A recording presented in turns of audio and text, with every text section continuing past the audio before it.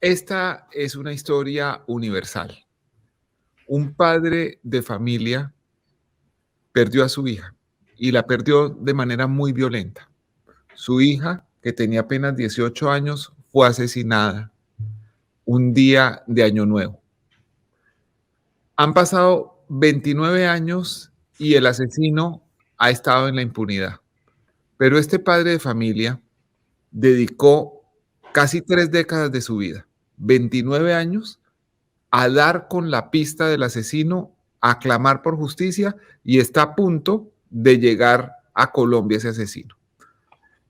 Queremos saludar a don Martín Mestre, que por primera vez va a contar su historia, va a dar una entrevista contando la desgracia que le aconteció y también su labor tesonera y heroica en busca de justicia. Don Martín, ¿cómo está? Buenas tardes, Danieles. Mucho gusto de verlos y escucharlos. Es un placer y me honra estar con ustedes. Sí, señor. Pues nos acompaña Federico Gómez Lara, el director de la revista Cambio, y Fabio Umar, un gran abogado penalista que lo ha asistido a usted. Y gran amigo también. Ok. Muchas gracias, Daniel, por la presentación y pues a mi cliente, por supuesto. Mil gracias por la confianza que has depositado en mi firma. Muchas gracias. Don Martín, quiero irme con usted para recordar un momento especialmente duro. ¿Qué fue lo que pasó ese 1 de enero de 1994, esas horas después de la celebración de Año Nuevo en su casa de Barranquilla? El tiempo para mí no ha transcurrido. Parece que fue ayer. Todo lo tengo en la cabeza perfectamente y bien recordado.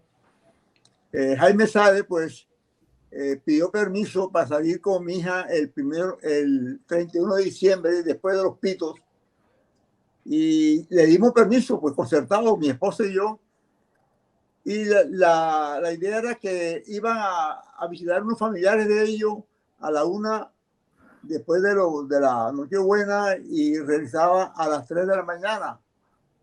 Me pareció, perdón, me pareció lo más natural. Además que era una niña que teníamos nosotros bastante, con mucha prevención para todo, porque todavía la consideramos una niña, ¿no? Cuando llegó Jaime Sade a la casa, yo bajé y salí con la niña y yo mismo se la entregué y le dije que me la cuidara. Y así bueno. Y me dije, tranquilo, mi hijo estaba en el cuarto recién operado y después nos acostamos y nos quedamos dormidos y a las 6 de la mañana un pálpito, me desperté y le dije a mi esposa, la niña, que no había llegado. Y ahí comenzó pues el Via Crucis, comenzó la tragedia grande, porque de verdad, Daniel, yo pensaba algo malo. Comencé a recorrer los sitios donde estaban los muchachos en ese momento, festejando y no los encontré. En vista de eso, más o menos media hora, 1 hora, fui a la casa de Sade y encontré a la señora Emilia Cormanes Sade lavando la casa, el apartamento. Bueno, estaba oscuro y yo al principio no caí en cuenta, pero ellos era lavando la sangre de mi hija que estaba en el piso. Ella me dijo que su hija sufrió un accidente, está en la Clínica del Caribe. Pues yo enseguida me fui a la Clínica del Caribe y encuentro a Alfredo Sade, padre de Jaime Sade, ahí, y me dijo, Martín, tu hija intentó suicidarse. Y yo, no, eso es imposible, ella no tiene el cuadro de suicida. Pero yo en ese momento, pues, que iba a discutir con él y entré a la sala de crisis y encontré a mi hija que estaba arropada y un neurocirujano la estaba interviniendo. Sí, don Martín, perdóneme recordarle estos hechos, pues que por supuesto son supremamente dolorosos y usted ha dedicado su vida justamente a encontrar justicia. Quisiera que nos narrara un poco cómo transcurren esos días entre el 1 de enero y el 9, en donde usted está debatiéndose entre una hija que está al borde de la muerte y una noción muy clara de que no se había tratado de un suicidio y tratando de establecer qué era lo que realmente había pasado? En ese momento, pues yo no pensaba nada, sino solamente en la salud y recuperación de mi hija. Yo no pensaba nada, ni me importaba Sade, que no había aparecido, y ninguno de ellos estuvo por la clínica. Entonces, pues estaba siempre a la expectativa de la noticia de los médicos. Cuando ella fallece, a los 9 días, pues fue cuando ya uno se da cuenta de la realidad y el duelo y todas las cosas, y comienza la investigación sobre Sade, que había huido, pero era el directo responsable de eso, porque él la sacó de la casa sana y salva, y se fue encontrada en una clínica, la lleva él a la clínica violada, violentada, maltratada, y muere. Pues tenía que ser él, no se demostró que era él. Lo juzgan en ausencia, y la sentencia en julio del 1996 fueron 97 años, 27 años de cárcel y 10 de interdicción. En ese transcurrir, yo estaba tan preocupado por la situación que comencé a pensar más que todo qué iba a hacer, porque a Sade yo tenía que traerlo, tenía que capturarlo. Don Martín, una de las cosas que mostraba claramente que esto no se trataba de un suicidio era la no coincidencia entre el disparo y la mano que utilizaba su hija. Entiendo, el disparo estaba en el lado derecho y ella era zurda, si mal no estoy. No, era diestra. Era diestra. Pero los restos de pólvora estaban en la mano izquierda, lo cual era inconcebible porque ella habría necesitado dispararse en la derecha con la mano izquierda, una maniobra casi imposible que pues terminó aclarando mucho el examen forense, ¿verdad, don Martín? Exacto. Sí, eso fue. Ellos intentaron decir que ella se había suicidado buscando eludir su responsabilidad, ¿no? Pero no, se demostró perfectamente de que ella no se había suicidado, sino había sido asesinada. Sí, don Martín, quisiera entender entre el momento en que su hija muere y el momento en el que usted decide dedicar su vida en emprender esa búsqueda del asesino, ese tiempo, ¿cómo transcurre? ¿Cómo pasa usted del duelo a la acción, a decir, aquí tiene que haber justicia, y cómo emprende usted ese camino? No, el duelo yo diría que todavía lo estamos viviendo durante estos 30 años, porque no se ha pasado el duelo. Pero de ese instante yo me propuse buscar a Sade donde él estuviera y trazarme un plan de trabajo, ¿no? Primero que todo, buscar la forma que el caso estuviera latente siempre, y para eso siempre utilicé pues los amigos periodistas. Ustedes, los medios de comunicación, fueron muy nobles conmigo, que yo siempre anualmente o varias veces al año le buscaba la forma de contar lo que sucedió para que la ciudadanía no perdiera o no se olvidara del caso nuestro. Mientras tanto, pues yo estaba siempre en la búsqueda, pero dando, como llama uno, palo de ciego, porque era muy difícil en ese momento. Me imagino, don Martín, porque usted además es un arquitecto, no es un detective, no es un investigador. ¿Cómo se preparó para poder encontrar las pistas del paradero de este hombre? Bueno, al cabo de un tiempo, después de tener tanto fracaso, yo tengo algo de conocimiento, porque he hecho cursos también de inteligencia, y hemos estudiado, digamos, el arte de la guerra, a Sun Tzu, a Maquiavelo, a Amílcar Barca, a Mao Zedong, los medios de lucha. Entonces, pues todo eso contribuyó. Y estudiando el caso de un espía que no existió, inglés, creo que Mayor William Martin, de la Segunda Guerra Mundial, inglés, que lo prepararon una persona que no existió, pero que había muerto, lo hicieron aparecer como si se hubiera accidentado para que llegara a las costas españolas, y con un mensaje que lo convirtieron como si fuera muy real, porque ese señor era una persona que encontraron muerta, lo vistieron de piloto, lo llegaron, y los alemanes creyeron que sí era verdad, porque todo lo demostraron, porque ese señor tenía novia, supuestamente novia, tenía deudas en el club militar, tenía apartamento. Entonces, cuando los alemanes comprobaron que William Martin existía, fue cuando aceptaron que la información que estaban dando los aliados era cierta, y movieron su tropa de Sicilia a Creta, creo, algo así.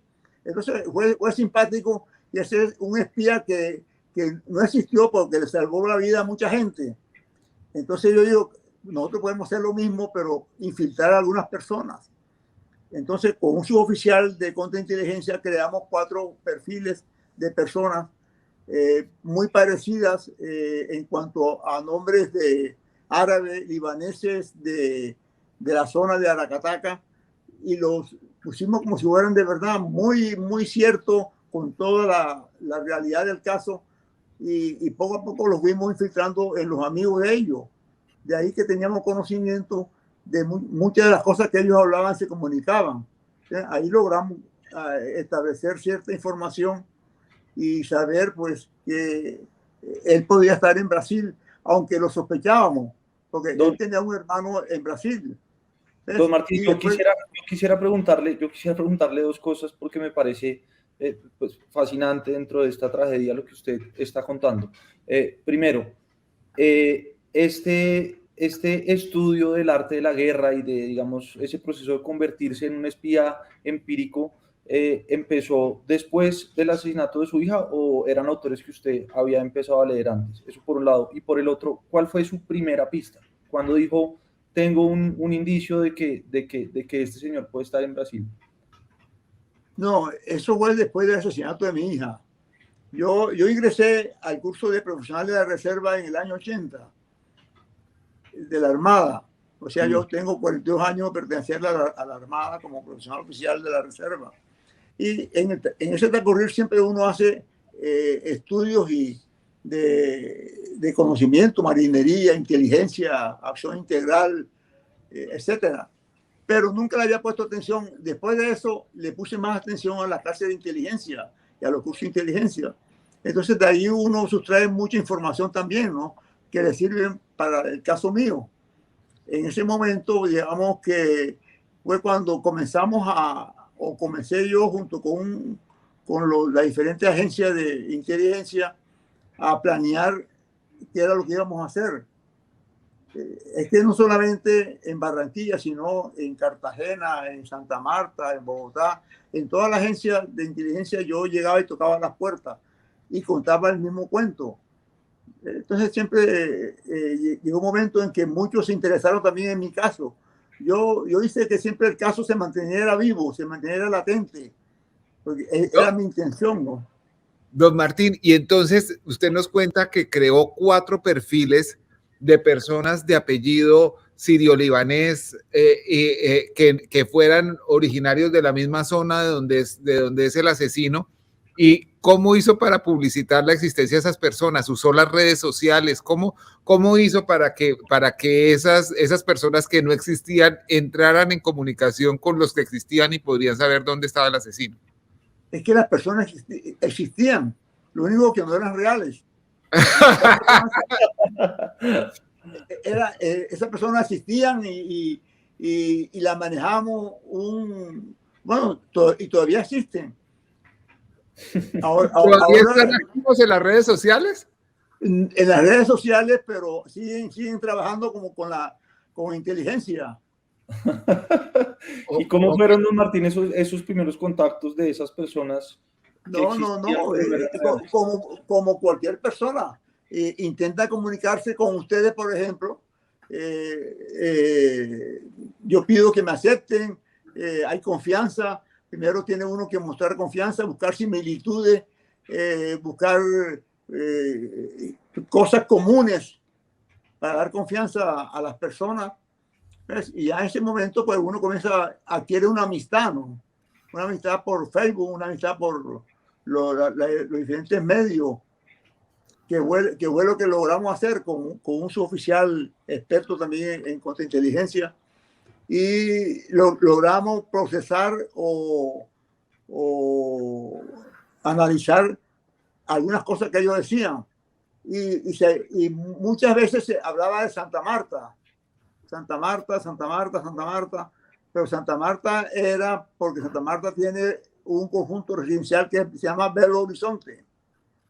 Entonces llegamos a la conclusión de que el tipo estaba en Belo Horizonte. Claro, eso no fue enseguida, eso fue motivo de mucha investigación.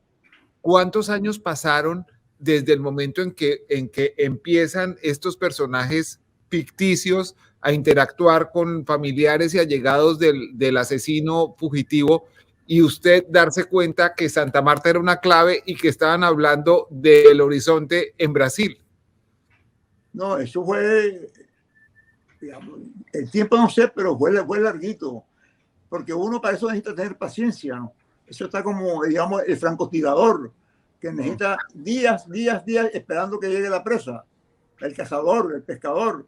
Es igual, hay que tener paciencia para eso y nunca desfallecer. Analizando todo lo que ellos decían, y llegamos a esa conclusión de manera que tenía contacto también con la Policía Nacional y la Interpol para darle datos a ellos también. Puede estar, puede ser, puede estar. Nunca decirle concreto, sino puede ser. Y ellos también lo procesaban, ¿no? Claro, y cuando usted puede inferir que no hablaban de Belo Horizonte, Santa Marta, sino de Belo Horizonte, Brasil, ¿qué paso sigue? Bueno, informar a las autoridades. Yo no era autoridad, sino apenas un colaborador con la justicia, ¿no? Hasta ahí llegaba mi labor. Yo no podía ir y capturarlo, sino tenía que ser lo que sí, lo simpático del asunto, que eso sí no se puede contar porque ellos me dijeron que no lo contara, es cómo adquirieron ellos en Belo Horizonte la dirección o la ubicación real donde estaba Sade. Eso fue una cosa muy interesante, pero eso sí, no quieren que se cuente porque fue una información privada entre la familia de ellos. También la infiltraron. Entiendo que hay aspectos de la investigación que no se pueden conocer y desde luego lo respetamos totalmente. Lo respetamos. Pero fue interesante, porque no solamente Belo Horizonte es tan grande, ¿cómo llegaron ellos a donde estaba Sade? ¿Verdad? Claro. Es una pregunta. Y ellos infiltraron también a la familia. Y además, este asesino fugitivo estaba amparado por una identidad falsa. ¿Cuándo supo usted cómo se llamaba y toda esta cosa? ¿Cómo se hacía llamar en Belo Horizonte, Brasil? Sí, es que yo nunca supe que él tenía una identidad falsa, sino hasta cuando lo capturaron en enero del 2020. En enero de 2020 me llama el director de Interpol y me dice: señor Mestre, ya tenemos la pista, pero necesitamos comprobarla, porque es que algunas pistas que habíamos dado habían fallado. Por cierto, hubo uno muy parecido que lo habían cogido, pero no era él. Entonces me dice: estamos buscando comprobar con las huellas digitales de manera que estemos seguros. Pero parece que sí va a ser, ya estamos ubicados, todas las cosas. Pero tiene además otro nombre. Habían pasado casi 30 años, ¿no? Entonces, sí, esa parte de la identificación del personaje es apasionante. Háblenos un poco de eso, porque digamos que ustedes logran saber de quién se trataba, entiendo, por unas huellas en un vaso.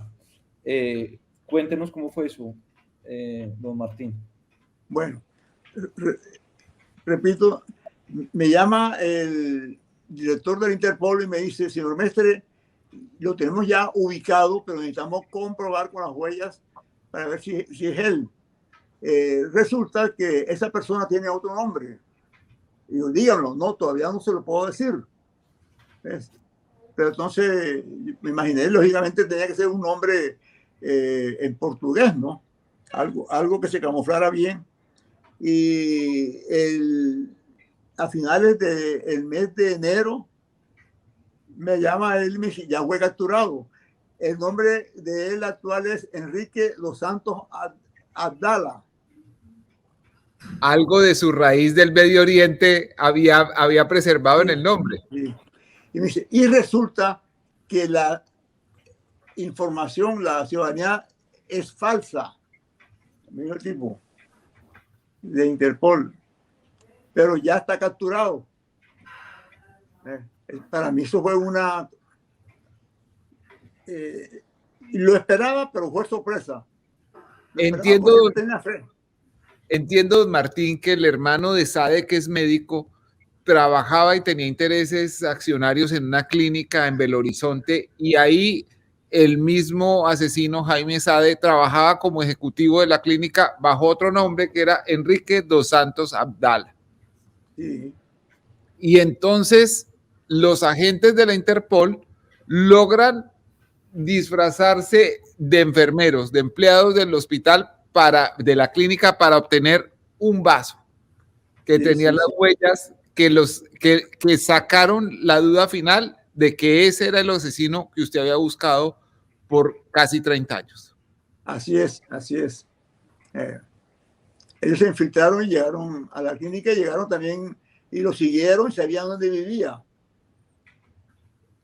¿Y qué había hecho de la vida de él, este señor Sade? Que tenía una familia, se había casado. ¿Qué sabe usted de eso?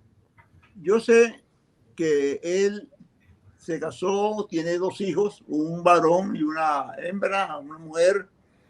La esposa es brasilera, los hijos son brasileros.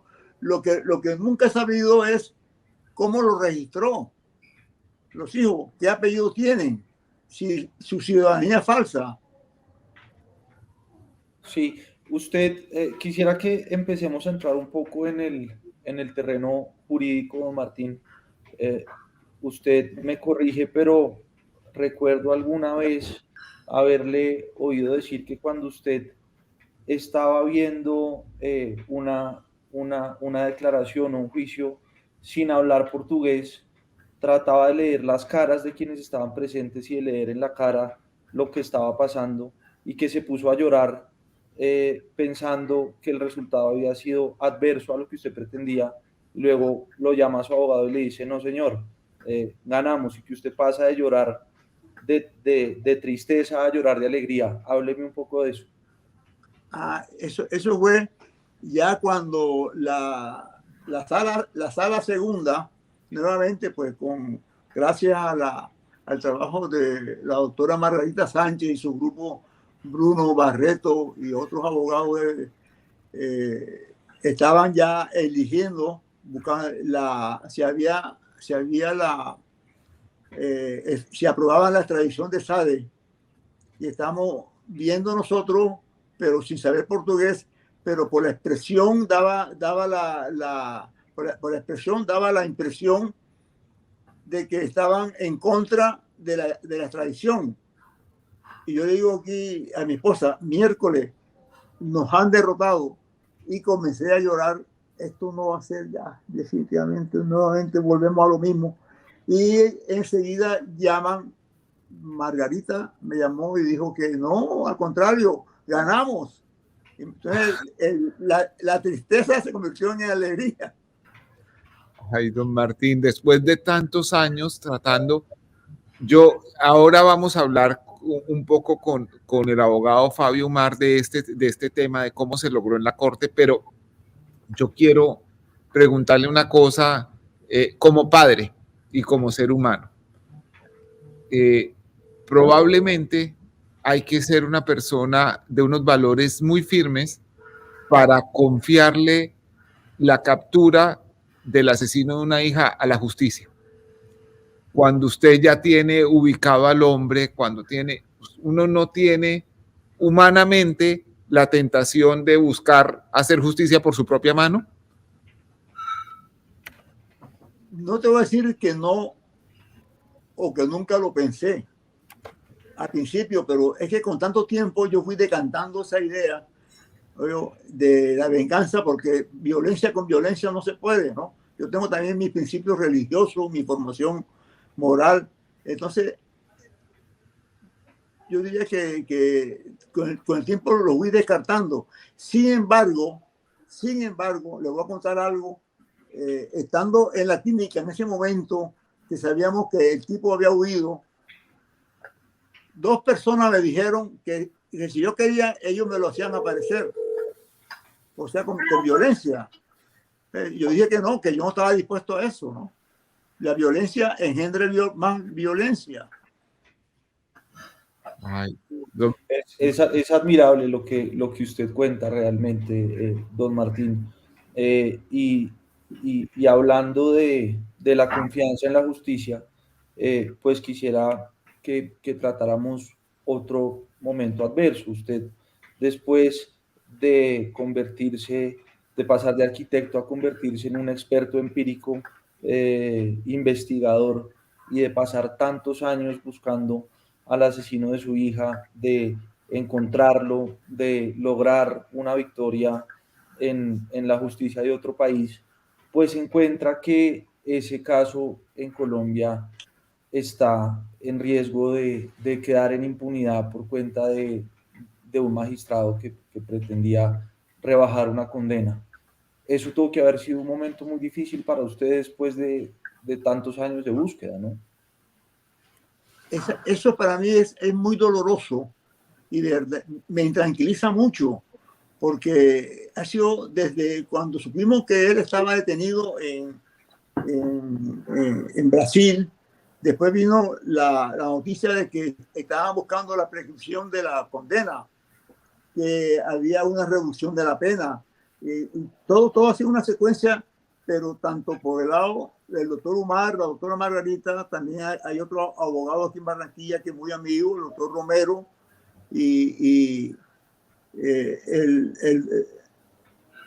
un pariente mío que ha estado muy, muy cercano siempre y muy pendiente, el doctor Bustamante también. Entonces, pues ellos han hecho la estrategia jurídica para aguantar eso. Ahora tengo entendido que ya ese magistrado ya no está en la sala, van a nombrar otro.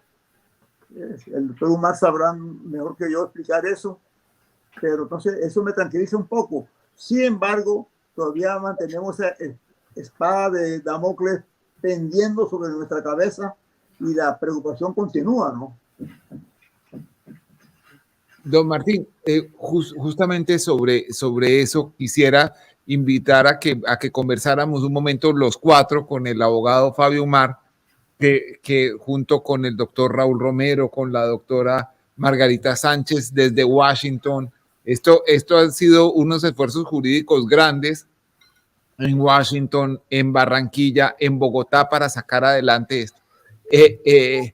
El doctor Umar, ¿usted en algún momento sintió que esto era una lucha perdida cuando la Corte Suprema de Justicia de Brasil negó la extradición en primera instancia? ¿Cómo hicieron para revertir una decisión de una Corte Suprema?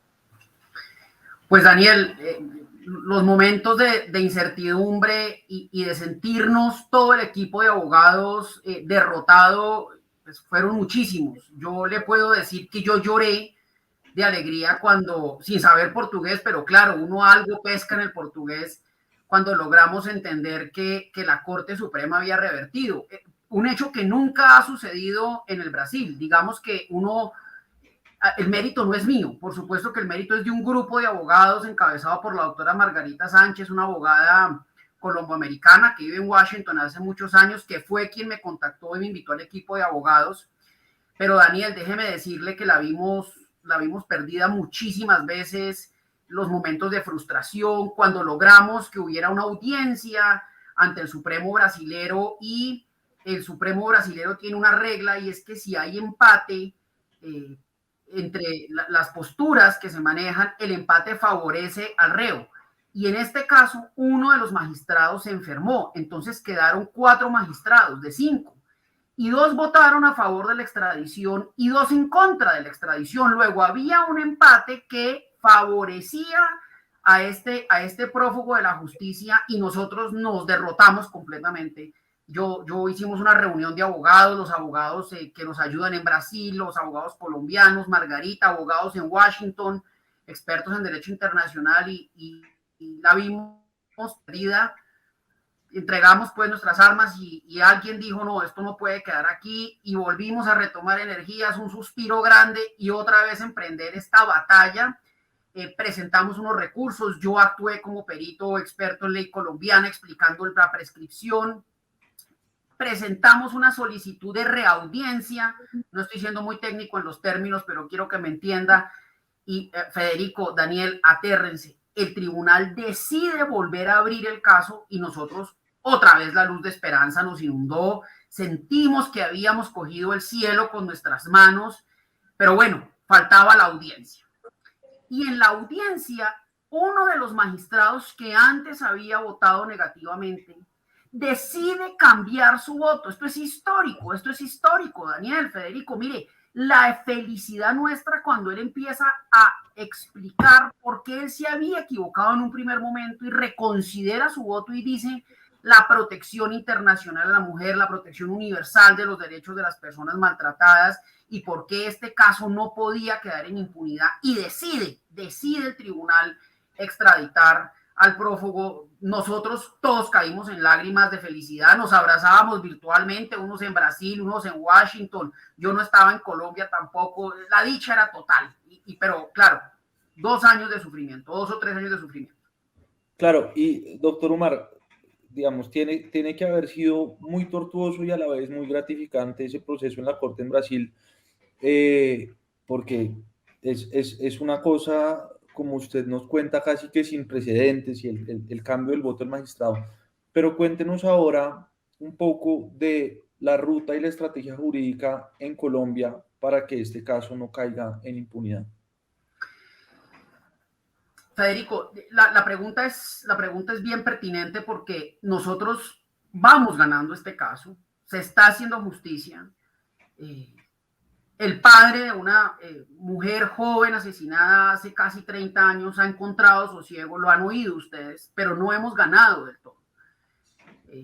Mientras todo esto sucedía en Brasil, aquí en Colombia, el tiempo, por supuesto, iba pasando. Y que el tiempo pase en Colombia es sumamente significativo, porque quiere decir que día a día nos estamos acercando a la prescripción de la acción penal. Y acá decía la prescripción de la acción penal en Colombia, por supuesto, se caía el proceso por sustracción de materia, se caía el proceso en Brasil. Entonces, perdíamos. Esto fue una carrera contrarreloj realmente en 2 países. Con la captura, para cumplir la pena en Colombia, debe la persona, cualquier persona, ponerse a disposición de las autoridades requirentes, en este caso Colombia, para que empiece a purgar la pena. ¿Cuál pena? La totalidad de la pena, no lo que falta para la prescripción, la totalidad de la pena, la totalidad de la pena. Entonces ahí, digamos, nosotros estamos todavía trabajando, ha habido unos movimientos al interior del Tribunal Superior, en la Sala Penal del Tribunal Superior de Barranquilla, hemos caído en magistrados, ha habido recursos, por supuesto el señor ha ejercido su defensa, está en todo su derecho, han solicitado la redosificación de la pena, el juzgado de ejecución de penas ha negado darnos oportunidades, y ahí estamos en una, Federico, si me permite la expresión tan poco técnica, pero que es muy precisa, porque muestra lo que estamos en carpintería jurídica, estamos en los detalles, en que no prescriba aquí, en que no se venza por allá, en que se logre la extradición en un tiempo razonable. Colombia no fue tan generosa con nosotros, hay que decirlo, tuvimos que movernos en Washington, tuvimos que acudir al embajador de la OEA en aquel entonces, tuvimos que tocar todas las puertas y hubo un momento en que Colombia, incluso el país emite una declaración y dice: Colombia no tiene más herramientas para lograr la extradición del prófugo, de Saade. Y eso otra vez nos cayó como un baldado de agua fría al equipo de abogados. Decíamos, si un país soberano que tiene buenas relaciones con Brasil, como es el caso de Colombia, saca esa declaración, ¿ahora qué vamos a poder hacer nosotros los abogados que estamos trabajando en esto con las uñas realmente? Problemas de dificultad en la interpretación de documentos legales, traducciones, diferencias horarias con los abogados que estaban en otras partes del mundo. Imagínense el problema. Pero no nos dimos por vencidos. Y vamos, y démosle. Y lo logramos, y lo vamos logrando. Ahora es importante que el Tribunal Superior en Barranquilla, la sala penal que le corresponde al estudio, entienda que aquí debe hacerse justicia y que hay una ley aplicable al caso, una sentencia que está en firme y que se debe pagar la condena aquí. Perdóneme, doctor Umar, yo voy a decir una cosa que yo sé que no es cómodo decirla, pero que es así. Que Barranquilla es tierra de grandes juristas, de allá han venido grandes abogados, pero el Tribunal Superior de Barranquilla es un tribunal muy cuestionado y dos magistrados en particular que son Mola Capera y Demóstenes Camargo son personas que han sido cuestionadas nacionalmente por casos de fallos de tutelas amañadas, por posible enriquecimiento ilícito y todo, y preciso es en manos de magistrados como esos que va a llegar un caso después de 30 años de luchar contra la impunidad.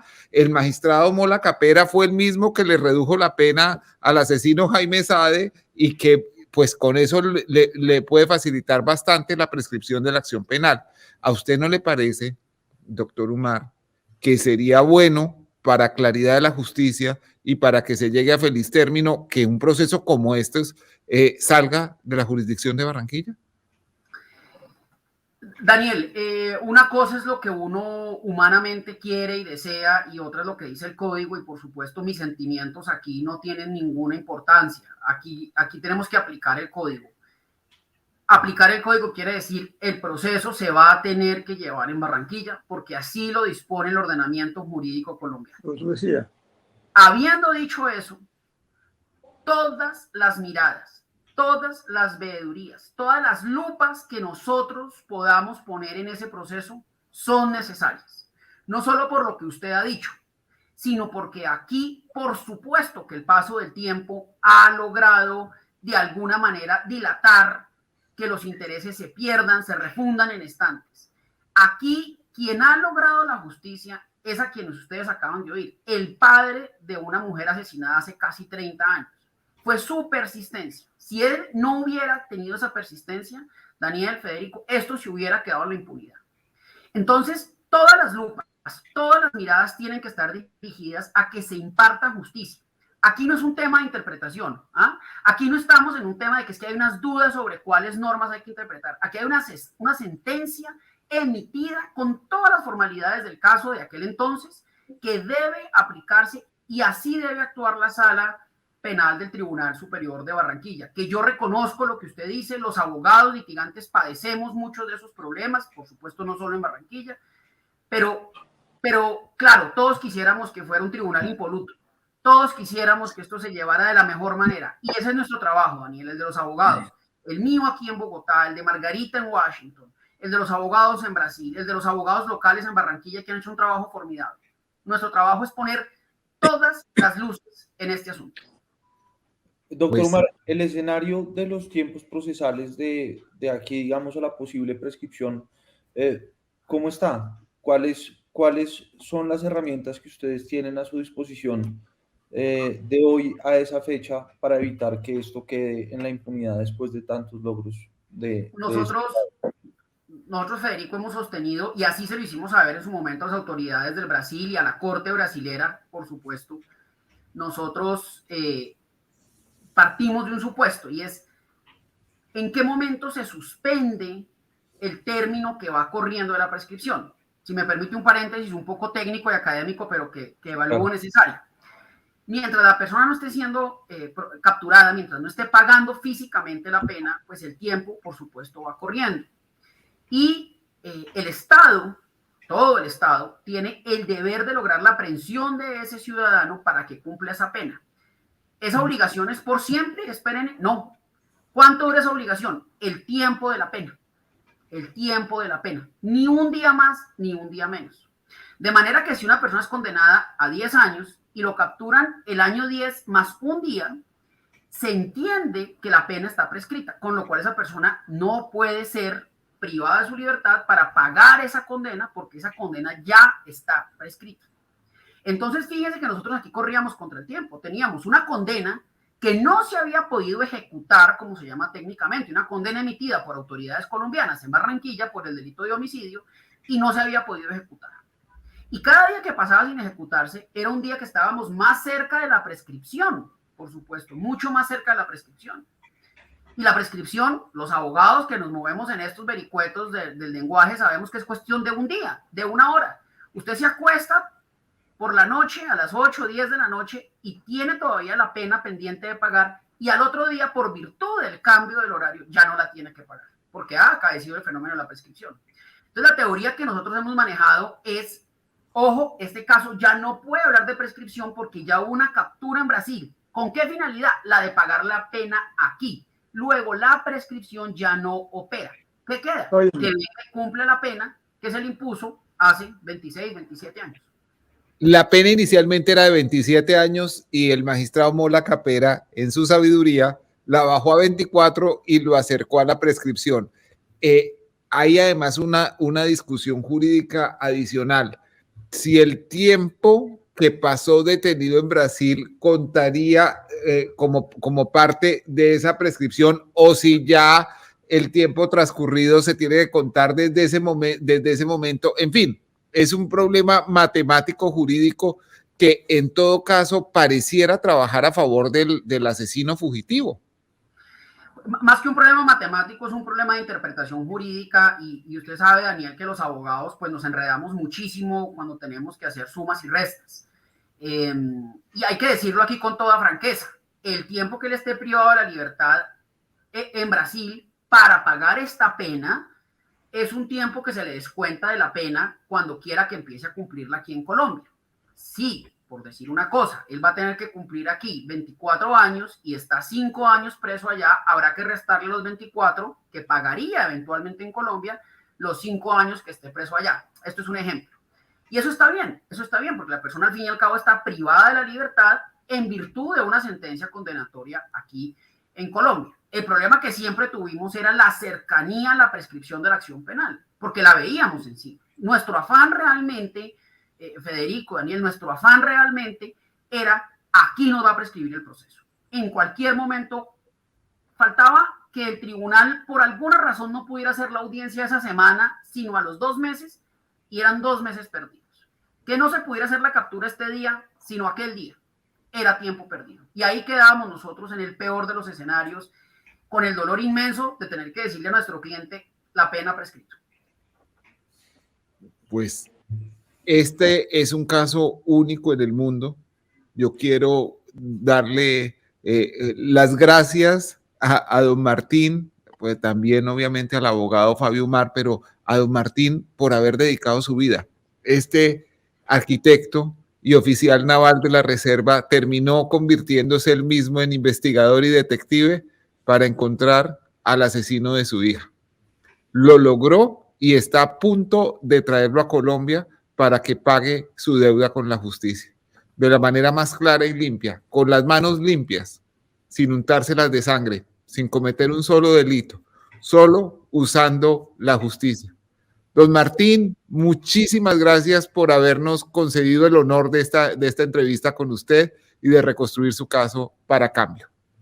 A ustedes por completo y muchísimas gracias por esta oportunidad que sinceramente, como decía el doctor Fabio también, es una forma también de ejercer presión ante el Tribunal de Barranquilla.